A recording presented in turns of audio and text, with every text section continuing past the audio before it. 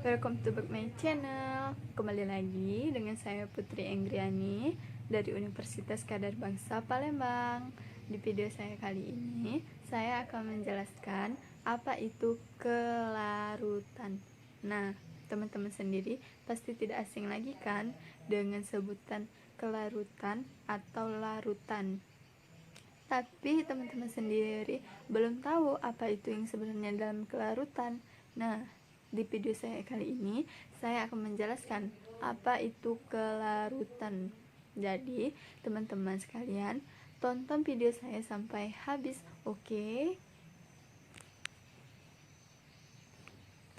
Assalamualaikum warahmatullahi wabarakatuh. Baiklah teman-teman, di video saya kali ini saya akan menjelaskan tentang kelarutan. Tapi pertama-tama perkenalkan dulu, nama saya Putri Enggriani, NIM 191100023, Fakultas Farmasi, Program Studi S1 Farmasi, semester 2 dari Universitas Kadar Bangsa Palembang. Kelarutan atau disibilitas adalah kemampuan suatu zat kimia tertentu, zat terlarut atau solut, untuk larut dalam suatu pelarut solvent. Kelarutan dinyatakan dalam jumlah maksimum zat terlarut yang larut dalam suatu pelarut pada kesetimbangan.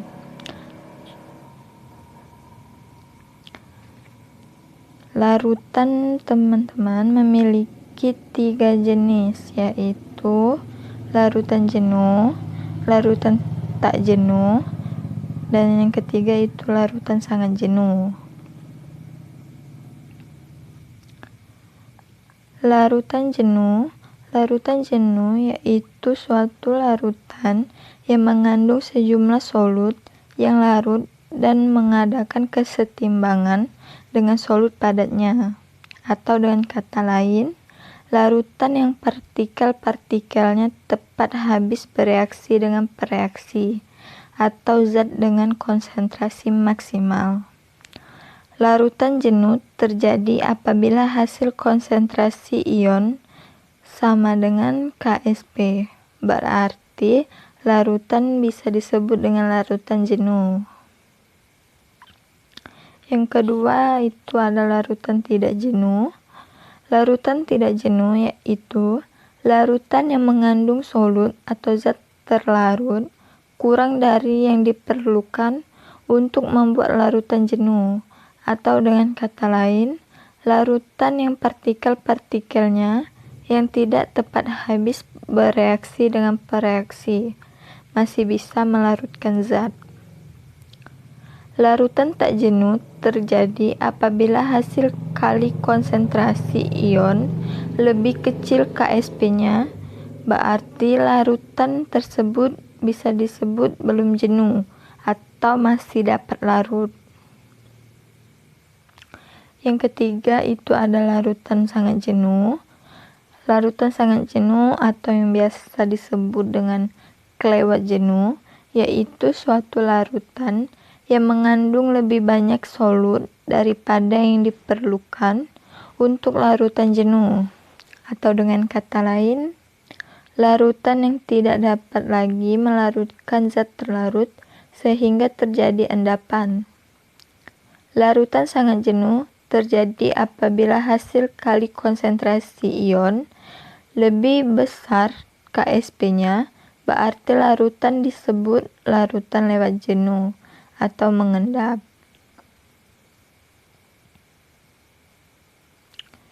Nah, berdasarkan banyak sedikitnya zat terlarut, larutan dapat dibedakan menjadi 2, yaitu yang pertama, larutan pekat. Larutan pekat ialah larutan yang mengandung relatif lebih banyak solut dibandingkan solvent.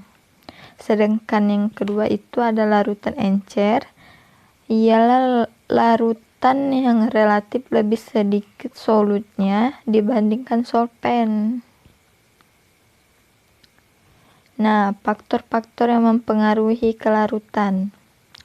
Faktor-faktor yang mempengaruhi kelarutan suatu zat adalah yang pertama itu ada suhu, yang kedua adalah pH, yang ketiga larutan permukaan zat, yang keempat volume zat pelarut dan zat terlarut, yang kelima ada pengadukan, yang keenam pengaruh ion senama.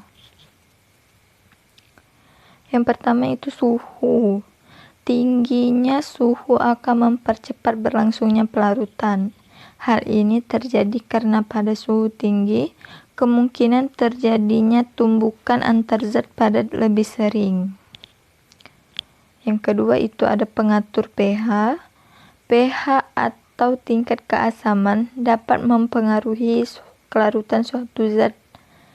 Ada zat yang lebih larut di dalam asam atau basa dibandingkan di dalam air. Suatu basa umumnya lebih larut di dalam larutan asam dibandingkan dengan air atau sebaliknya. Suatu asam lebih larut di dalam larutan basa. Pengaruh pH terhadap kelarutan suatu basa sesuai dengan pengaruh ion senama terhadap suatu basa akan sukar larut di dalam pelarutan basa karena ion senama menggeser kesetimbangan ke arah pembentukan endapan. Yang ketiga, luas permukaan zat. Semakin besar luas permukaan zat, maka akan mengakibatkan tumbukan sering terjadi, sehingga kelarutan akan berlangsung lebih cepat. Perlu diketahui bahwa antara bongkahan dan butiran maka akan luas permukaannya lebih besar adalah butiran. Yang keempat itu ada volume zat pelarut dan zat terlarut, yaitu semakin banyak volume zat pelarut maka akan mempercepat kelarutan. Sedangkan sebaliknya, jika zat terlarut yang berjumlah lebih banyak, maka akan menghasilkan endapan yang dapat memperkecil kelarutan. Yang kelima itu ada pengadukan, yang berarti larutan yang diaduk akan cepat larut dibandingkan dengan larutan yang tidak diaduk. Yang terakhir itu pengaruh ion senama. Berarti dengan adanya ion senama yang berlebihan dapat menghasilkan endapan sehingga memperkecil kelarutan.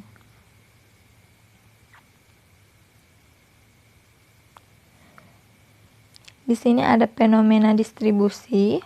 Fenomena distribusi merupakan salah satu hal yang penting bagi farmasi.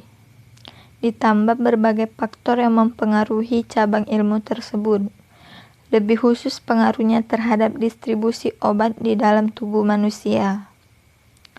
Hal-hal yang termasuk di dalam koefisien partisi ialah kerja obat pada tempat organ, target serta distribusi dan absorpsinya ke seluruh bagian tubuh sampai memberikan efek terapeutik. Koefisien distribusi didefinisikan sebagai suatu perbandingan kelarutan suatu zat atau sampel di dalam dua pelarut yang berbeda dan tidak saling bercampur serta merupakan suatu harga tetap pada suhu tertentu. Fenomena distribusi termasuk di dalamnya adalah koefisien distribusi yang erat hubungannya dengan ilmu farmasi atau ilmu resep.